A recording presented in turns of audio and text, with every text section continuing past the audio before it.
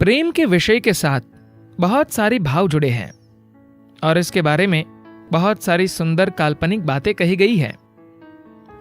लेकिन मैं आपसे प्रेम की तकनीक के बारे में बात करना चाहूंगा। मिसाल के लिए लोग कहते हैं भगवान आपसे प्रेम करते हैं, लेकिन क्या वास्तव में कोई जानता है कि भगवान प्रेम करते हैं या नहीं? देखिए, प्रेम एक मानवीय भाव है। मनुष्य अगर इच्छुक हो तो प्रेम कर सकता है, परंतु दुर्भाग्यवश हम अपने जीवन की हर सुंदर चीज को स्वर्ग भेज देते हैं और इस ग्रह पर निर्दयता पूर्वक रहते हैं। प्रेम, आनंद व परमानंद आदि मानवीय संभावनाएं हैं। तो आइए हम देवीय प्रेम की बात नहीं, इंसानी प्रेम की बात करते हैं। आमतौर पर जब हार्मोन आपकी समझ पर कब्जा कर लेते हैं तो लोगों को लगता है कि उन्हें प्रेम हो गया है। यह एक पहलू है। जब आप कहते हैं मैं, मेरा, तो आप किसकी ओर संकेत कर रहे हैं? एक तो आपका भौतिक शरीर है, दूसरा आपका मन है जिससे आप सोचते हैं, तीसरी चीज आपके भाव है, एक है ऊर्जा जो इन तीनों को संचालित करती है। इन सब को मिलाकर ही आप मैं कह रहे हैं। जब यही मैं अलग अलग स्तरों पर सुखद लगता है तो हम इसे अलग अलग नामों से बुलाते हैं। अगर आपके भाव बहुत सुखद होते हैं तो हम इसे प्रेम कहते हैं। प्रेम जीवन का केवल एक पक्ष या पहलू है। हमने इसे इतना अधिक महत्व इसलिए दे दिया है क्योंकि लंबे समय से अधिकतर लोगों के लिए भावनाएं ही उनके जीवन का सबसे मजबूत पहलू रही है। यहां तक कि आज भी लोग खुद को बुद्धिजीवी मानते तो हैं, फिर भी भाव उनके लिए सबसे मजबूत पहलू है। उनकी बुद्धि, शरीर या ऊर्जा मजबूत नहीं है, तो इसे सुखद बनाना बहुत महत्व रखता है। अगर आप बहुत प्रसन्न अनुभव कर रहे हैं तो अचानक आके एक फूल की तरह हो जाते हैं। जब कोई प्रेम में होता है तब आप उसका चेहरा देखें, वह आपको एक फूल जैसा दिखेगा क्योंकि वह भीतर से बहुत अच्छा महसूस कर रहा है। आप जिसके प्रेम में हैं उसे पता हो या न हो, इससे कोई अंतर नहीं पड़ता। आप प्रेम में हैं, यही सबसे बड़ी बात है। ये आपका भाव है, ये आपके होने का तरीका है। प्रेम कोई ऐसी चीज नहीं जिसे आपको करना है। प्रेम आपके होने का एक तरीका है। या तो आप किसी का सहारा लेकर खुद को प्रेमी बना सकते हैं, या आप खुद ही प्रेमी हो सकते हैं। जो भी हो, ये किसी दूसरे की विशेषता नहीं, ये आपकी विशेषता है। आप दूसरे व्यक्ति की मदद ले रहे हैं इसे अपने भीतर खोलने के लिए, लेकिन आप इसे दूसरे व्यक्ति की मदद के बिना भी अपने भीतर इसे खुद ही खोल सकते हैं। तब यह निश्चित तौर पर लंबे समय तक बना रहने वाला होगा, क्योंकि अगर आप इसे पाने के लिए किसी दूसरे के सहारे रहेंगे तो इस ग्रह पर 100% भरोसेमंद कोई नहीं है। अगर आप किसी से प्रेम, आनंद या मन की प्रसन्नता हासिल करना चाह रहे हैं तो ये दोनों के लिए विनाशक हो सकता है। मैं नहीं कहता कि अकेले रहना बेहतर होता है। मैं कह रहा हूं कि आप जो है उसे आपको ही तय करना चाहिए। अगर ऐसा है और आप लोगों के साथ अपना प्रेम बांटने को तैयार है, या कहे कि अगर आप अद्भुत महसूस कर रहे हैं और इसे किसी के साथ बांटना चाहते हैं, तो ये बहुत सुंदर बात होगी। हमारे जीवन का हर पहलू, बौद्धिक से लेकर धार्मिक तक, नतीजों से चल रहा है। यही आज की सबसे बड़ी समस्या बन गई है। जब मैं आध्यात्मिक यात्रा को एक खोज के तौर पर देखने की बात करता हूं तो लोगों की तत्काल धारणा यही बनती है कि मैं उन्हें भगवान के खोज करने के लिए प्रोत्साहित कर रहा हूं। लेकिन भगवान भी तो एक नतीजा ही है। उम्र के उस दौर में जब हमारे ऊपर आसानी से किसी चीज का असर पड़ सकता है, हमारे भीतर नतीजों के लिए जुनून भर दिया जाता है। जब मैं बड़ा हो रहा था, तब मैं हर चीज पर संदेह करता था। 5 साल की उम्र में अपने परिवार के साथ मंदिर जाने पर भी मेरे मन में कई तरह के सवाल उठते थे, जैसे भगवान कौन है, वह कहाँ है, क्या वह ऊपर रहता है, वह ऊपर कहाँ है। तो इन सवालों और संदेहों की वजह से मैंने कभी मंदिर में प्रवेश नहीं किया। इसका नतीजा था कि मेरे माता पिता मुझे बाहर चप्पलों की निगरानी करने वाले के पास छोड़ जाते। वो मुझे बड़ी दुष्टता से अपनी पकड़ में थामे रखता था। उसे पता था कि अगर उसने दूसरी ओर देखा तो मैं भाग जाऊंगा। उम्र बढ़ने के बाद मैंने देखा कि मंदिर से आने वालों की तुलना में रेस्टोरेंट से बाहर आने वाले लोगों के चेहरे पर ज्यादा खुशी झलकती थी। इस बात ने मुझे उलझा दिया। मैं धुंधला पड़ने लगा। शंकालु होने पर भी मैंने कभी उस शब्द के साथ भी अपनी पहचान नहीं जोड़ी। मेरे पास बहुत सारे सवाल थे, पर मुझे कभी नतीजे निकालने की जरूरत महसूस नहीं हुई। मुझे बहुत पहले से ही एहसास हो गया था कि मैं किसी भी चीज के बारे में कुछ नहीं जानता, जिसका मतलब था कि मुझे हर चीज पर पूरा ध्यान देना होगा। मैं किसी पानी के गिलास, पत्ते और यहां तक कि अंधकार को भी अंतहीन समय तक निहार सकता था। धीरे धीरे मैंने जाना कि भाषा कुछ और नहीं, बल्कि इंसानों की ओर से रची गई साजिश है। जब कोई बोलता तो मैं देखता कि वह कुछ आवाजें निकाल रहा है और मैं उससे अर्थ निकाल रहा हूं। फिर मैंने अर्थ निकालने बंद कर दिए और जिससे वे ध्वनियां मजेदार हो गई। मैं उनके मुख से निकलने वाले ढांचों को देख सकता था। अगर मैं लगातार देखता रहता तो वह इंसान एक ऊर्जा के एक आकार में बदल जाता।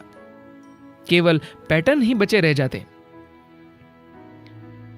जब मेरी आंखें खुली रहती तो हर चीज मुझे लिभाती, लेकिन हैरानी की बात यही थी कि आंखें बंद रहने पर ऐसा और भी ज्यादा था जो मेरा ध्यान अपनी ओर खींचता था। हमारा शरीर की नब्ज का चलना, अंगों का काम करना, भीतरी ऊर्जा की गति, सारी शरीर रचना कैसी संतुलन में सदी है आदि। मैंने पाया कि सारी सीमाएं केवल बाहरी जगत के लिए है। मैं अपने यह या वह होने के एक सादे से उत्तर पर आने की बजाय ये देख रहा था कि अगर मैं चाहता तो मैं कुछ भी हो सकता था। यहां तक कि मैं की निश्चितता भी ढह गई थी। इस अभ्यास ने मुझे पिघला दिया। मैं एक अनिश्चित प्राणी बन गया। इस सीमा रहित अज्ञान की अवस्था में कोई भी चीज मेरा ध्यान अपनी ओर खींच सकती थी। इस तरह मेरे पिता, जो एक डॉक्टर थे, परेशान हो गए। उनका मानना था कि मुझे मानसिक चिकित्सा की जरूरत है। यह बात मुझे हमेशा अजीब लगती थी कि संसार, मैं नहीं जानता कि विशाल अवस्था को क्यों नहीं जानता। जो लोग इस अवस्था को मान्यताओं और विश्वासों से नष्ट कर देते हैं, वे भूल जाते हैं कि मैं नहीं जानता एक भव्य द्वार है, जानने का एकमात्र द्वार। बिना उद्देश्य के देखने की काबिलियत दुनिया से खत्म होती जा रही है।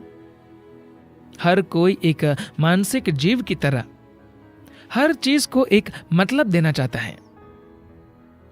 आध्यात्मिकता का अर्थ ये नहीं कि हमें भगवान, सत्य या उस परम की खोज करनी है।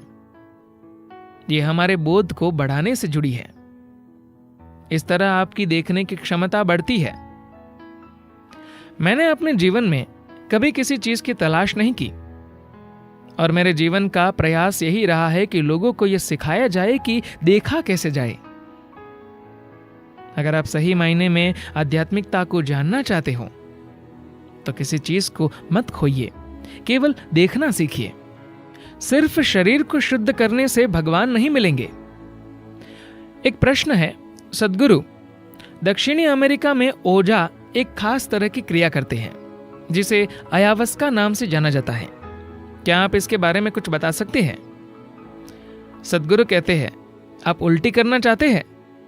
प्रश्नकर्ता, अगर संभव हो तो अपनी सारी याददाश्त को बाहर निकालना चाहूंगा। सद्गुरु कहते हैं, अच्छा, आप अपनी सारी याददाश्त खोना चाहते हैं, आप अल्जाइमर्स के शिकार बनना चाहते हैं। आपको समझना चाहिए कि आदिवासी समुदाय जो भी काम करते थे वे कई अलग अलग इरादों से किए जाते थे। ऐसा सिर्फ दक्षिणी अमेरिका में नहीं है, ऐसी चीजें भारत में भी हैं। बिल्कुल वही पौधे इस्तेमाल नहीं करते, इनकी प्रकृति अलग होती है,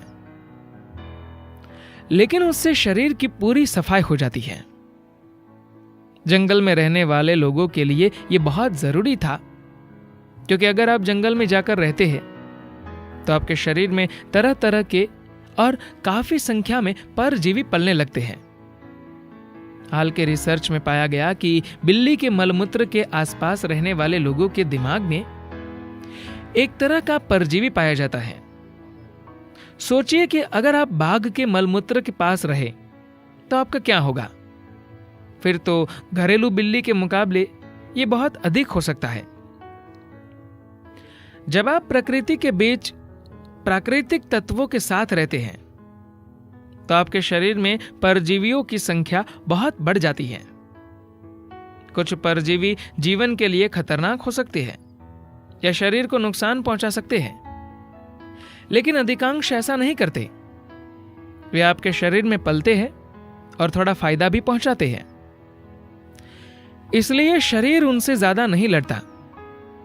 आपकी जानकारी के बिना यह प्रक्रिया चलती रहती है, मगर समय के साथ जब उनकी संख्या बढ़ जाती है तो उनकी सफाई जरूरी होती है। इसलिए इन सिस्टम्स को खास तौर पर एक संपूर्ण सफाई के लिए बनाया गया था। भारत में हमारे पास पूर्ण शुद्धिकरण के बहुत से तरीके थे। हमेशा मति भ्रम पैदा करने वाले पदार्थों से ही नहीं, ऐसी चीजों के साथ मिश्रण करके भी चीजें तैयार की जाती थी। भारत में हम चीजों की उतली करने में यकीन नहीं रखते, हम उसे नीचे की ओर धकेलना चाहते हैं। ऐसे सिस्टम भी है जिनको अपनाने पर अगर आप पानी पिए तो 2 घंटे बाद सिर्फ शुद्ध पानी शरीर से बाहर आएगा। आपकी आहार नली पूरी तरह साफ हो जाती है। जब हम बड़े हो रहे थे उस समय हमारे घरों में नियमित तौर पर यह प्रणालियां अपनाई जाती थी। महीने में एक बार हर किसी को पूरे शुद्धिकरण से गुजरना पड़ता था। माना जाता था कि उसके बिना बेहतर सेहत नहीं हो सकती। यह शरीर में पैदा होने वाले किसी भी तरह के परजीवी से छुटकारा पाने का एक तरीका था। सभी परजीवी कीड़े टैप वॉर्म या राउंड वॉर्म के रूप में नहीं होते। ऐसे सूक्ष्म परजीवी होते हैं जिन्हें आप देख नहीं सकते, मगर वे आपके शरीर में मौजूद होते हैं। अधिकांश परजीवी आपके पाचन तंत्र में मौजूद होते हैं। रक्त और कोशिकाओं में भी परजीवी होते हैं, लेकिन उन्हें खत्म करने का एक तरीका है। ये सभी आपस में जुड़े होते हैं। परजीवियों को खुद के इकोसिस्टम की जरूरत होती है। अगर आप अपने पाचन तंत्र से परजीवों की मौजूदगी को पूरी तरह खत्म कर दे तो दूसरे परजीवी आमतौर पर जीवित नहीं रह सकते। कुछ को छोड़कर बाकी नहीं बच सकते, क्योंकि उन्हें अपनी तरह की एक इकोसिस्टम की जरूरत होती है। उस इकोसिस्टम को बीच बीच में नष्ट करना आदिवासियों के जीवन का एक हिस्सा था, वरना लोग धीरे धीरे बीमार या सुस्त हो जाते थे और कम उम्र में ही मर जाते थे। ये सारी चीजें होती थी। इसके अलावा इंसान के भीतर जमा होते भावनात्मक और मनोवैज्ञानिक बोझ को साफ करने की भी प्रक्रिया होती है। लेकिन जब आप ऐसी चीजों के लिए बाहरी पदार्थों का इस्तेमाल करते हैं तो किसी न किसी रूप में आपको उनकी लत लग जाएगी। आप उस प्रक्रिया तक सीमित हो जाएंगे। अगर किसी को लगता है कि अपने पाचन तंत्र का शुद्धिकरण करने से उन्हें चेतनता मिल जाएगी, तो उन्हें अलग तरह के उपचार की जरूरत है। यह निश्चित रूप से शरीर की सफाई करता है और कुछ चीजों को संभव बनाता है। लोगों ने कुछ खास आयामों तक पहुंचने के लिए मति भ्रम के तरीकों का इस्तेमाल किया, जो काफी हद तक तंत्र मंत्र से संबंधित है। यही वजह है कि उत्तरी और दक्षिणी अमेरिका में तंत्र मंत्र खूब पनपा। उन्होंने कुछ खास संभावनाओं के लिए खुद को उपलब्ध बनाने के लिए दूसरी तरह के साधनों का इस्तेमाल किया। मैं आपको समझाना चाहता हूं कि अपनी बुद्धि की उथल पुथल में थोड़ी जगह खोजना सिर्फ एक अस्थायी हल है। चाहे आप ये कोशिश जटिल उच्चारण वाले दक्षिणी अमेरिकी पदार्थ के साथ करें या LSD या ड्रग या और किसी चीज के साथ, ज्यादातर समय ये आपको पूरी तरह अशक्त बना सकता है, जिसमें एक बार आप अनुभव के चरम पर होंगे और उसके बाद धड़ाम से जमीन पर गिरकर टूट जाएंगे। ये ऐसा ही है मानो आप $1 करोड़ सालाना कमा रहे हो और उतना ही खर्च करने की आपकी आदत बन गई हो, मगर अचानक से अगले साल आपको सिर्फ $10 लाख मिले। फिर आप टूट जाएंगे क्योंकि आपके पास $10 लाख है, जबकि ढेर सारे लोगों के लिए $10 लाख एक बड़ा सपना होता है। अगर आप उसे कमाए बिना ऊंचाई पर चले गए, अगर अपने दिमाग को रसायनों से भरते हुए आप किसी तरह अनुभव के चरम तक पहुंच गए और फिर अगर नीचे आए, तो पहले से कहीं ज्यादा दयनीय स्थिति में होंगे। भारत में लोग शिकायत कर रहे थे, सद्गुरु आप सिर्फ अमेरिका में भाव स्पंदन कार्यक्रम करते हैं, आप भारत में यह नहीं कर रहे हैं, आपको भारत में कम से कम एक कार्यक्रम करना चाहिए। मैंने कहा, जिन लोगों ने कम से कम 3 बार भाव स्पंदन कर लिया है, उन लोगों को मैं एक सुपर भाव स्पंदन करवाऊंगा। बस इतना है कि हर प्रतिभागी के लिए हमें 3 स्वयंसेवकों की जरूरत पड़ेगी, क्योंकि आपको हर किसी के लिए एक बाल्टी ले जाना होगा। वे उल्टी करेंगे, आशा है कि वे दूसरी चीज नहीं करेंगे, वे उलट देंगे। आपको उन्हें लंच के लिए ले जाना पड़ेगा। उन्हें समझ नहीं आएगा कि भोजन कैसे करें, आपको उन्हें खिलाना होगा। आपके दक्षिणी अमेरिकी उपचार में यही हो रहा है। आपको पता नहीं चलता कि कोई चीज कैसे करनी है, आप बिखरे हुए होंगे। किसी को आपके मुंह में पानी डालना होगा, किसी को आपको शौचालय ले जाना पड़ेगा, वरना आप कहीं भी शौच कर देंगे। हम बिना किसी जड़ी बूटी या रसायन के इस तरह एक सुपर भाव स्पंदन कर सकते हैं।